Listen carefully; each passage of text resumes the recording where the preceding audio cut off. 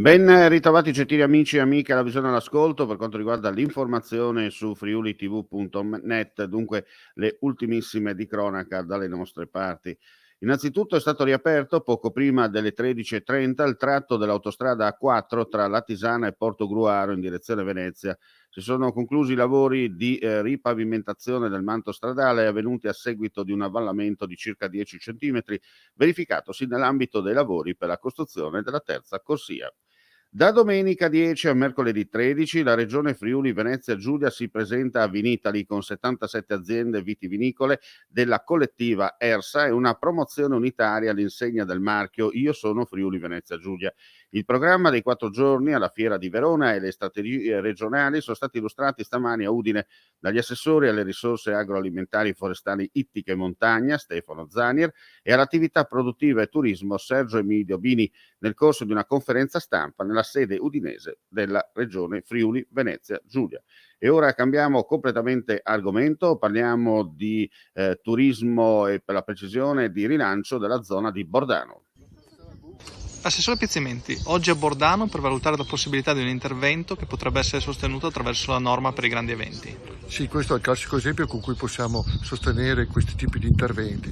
Riusciamo probabilmente a mettere a posto una strada che ha delle difficoltà, che ci sono dei pericoli, per cui riusciamo con questa norma fatta ad hoc per questi tipi di eventi a metterla a posto e renderla sicura e quindi poter fare questo evento che diventa un evento non solo per il territorio ma per tutto il Friuli Venezia Giulia. Assessore Zilli, oggi a Bordano per un sopralluogo al fine di riportare in questi territori eventi e manifestazioni internazionali che hanno un valore per tutta la comunità locale. Sì, abbiamo avuto contezza di una frana sulla strada che conduce alla vetta del monte dove appunto vi è l'area di volo per il parapendio, vi sono degli stavoli e questo per noi è stato un momento importante per renderci conto dell'entità, delle somme necessarie per il ripristino. L'obiettivo dell'amministrazione regionale è quello di garantire la fruizione della strada perché questa montagna e questo territorio hanno un valore enorme per il comprensorio dal punto di vista turistico e culturale e anche per le manifestazioni sportive quale appunto il campionato mondiale di parapendio che si è già disputato qui e che vogliamo possa essere di nuovo programmato per l'anno prossimo.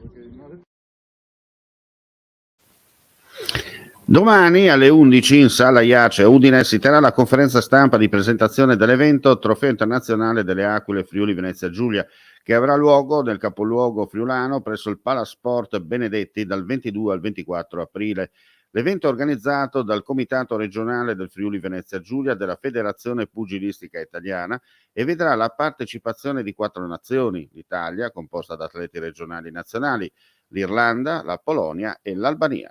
E con questa notizia chiudiamo qui questa edizione live del pomeriggio. Ulteriori news come sempre sul nostro sito friulitv.net e sulle pagine social a noi collegate. Grazie per la visione e l'ascolto e non resta che augurare a tutti voi un buon proseguimento di giornata.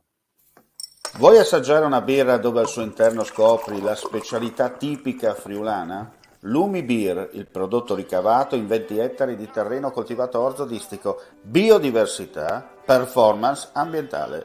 Lumi Beer nelle sue 5 versioni disponibili, 4 per consumo veloce e dissetante e la versione Magnum per intenditori. Lumi Beer si abbina a qualsiasi palato. Lumi Beer è un prodotto esclusivo Azienda Agricola Pancera, il buon seme, i buoni frutti.